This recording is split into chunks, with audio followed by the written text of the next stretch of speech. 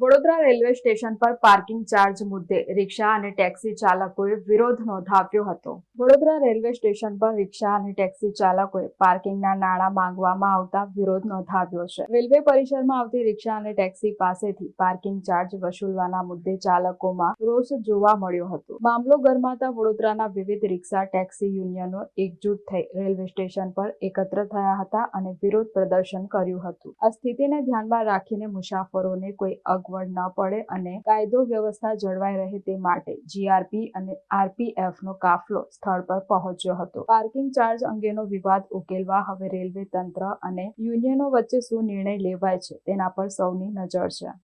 જી આજે શેનો વિરોધ શા માટે? અમારો આ પહેલી વાર વિરોધ નથી, આ ત્રીસરી વાર વિરોધ છે. બિલાલભાઈ મારી સાથે કામ કરતા હતા તે વખતે આ પગથિયામાં અમે ધરણા 3 કલાક કરેલા અને 12 કલાક રિક્ષા બંધ રાખેલી.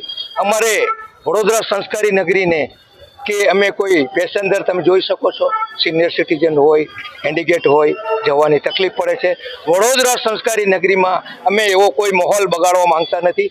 જ્યારે હું ગુજરાત રાજ્યનો ઉપપ્રમુખ છું, આખા ગુજરાતમાં ફરું છું, દ્વારા કરું છું, કોઈ જગ્યાએ આખા ભારતમાં એક બી રૂપિયો લેવાતો નથી. તો માત્ર ને માત્ર તળિયાથી નળિયા લગીની સરકાર મોદી સાહેબની અને આ ભૂપેન્દ્રભાઈની સરકાર આ ગરમજીવી રિક્ષા ચાલકો પર આ કેમ આટલો માર ઠોકી બેહાડે છે.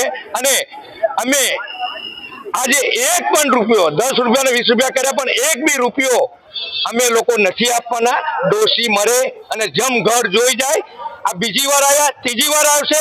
એક બી રિક્ષા વડોદરા શહેરની આજે તો ખાલી રેલવે સ્ટેશનની રિક્ષા 500 છે, જરૂર પડશે તો આખા વડોદરાની રિક્ષા બંધ પડશે.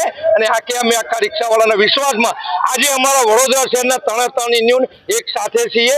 અમારામાં એકતા છે અને આ ડીએમને અને આ રેલવે મંત્રીને અમે બતાવીશું કે અમારી એકતા છે. એક બી રૂપિયો લેવામાં વસૂલ કરવામાં નહીં આવે. રોજના પ્રવેશના 10 રૂપિયા તો રિક્ષાવાળો 10 વાર આવે તો 10 રૂપિયા નહીં કે 100 રૂપિયા થાય, ટેક્સીવાળો 20 રૂપિયા એટલે 200 રૂપિયા થાય. આગામી દિવસોમાં રિક્ષાના પૈડા થંભી જશે. પૈડા 100% થંભી જશે, 100% થંભી જશે. જો આજે અમને બોલાવે છે ડીઆરએમના જે અહીંયા રેલવેના, નહીં માને તો 100% અમે સંભી દઈશું અને અમારી એકતાના હિસાબે આ લોકોને બતાવીશું અમારી તાકાત રિક્ષાવાળાની. પણ શરમજીવી રિક્ષા ચાલકોને આ અન્યાય અમે નહીં સહન કરીએ, નહીં સહન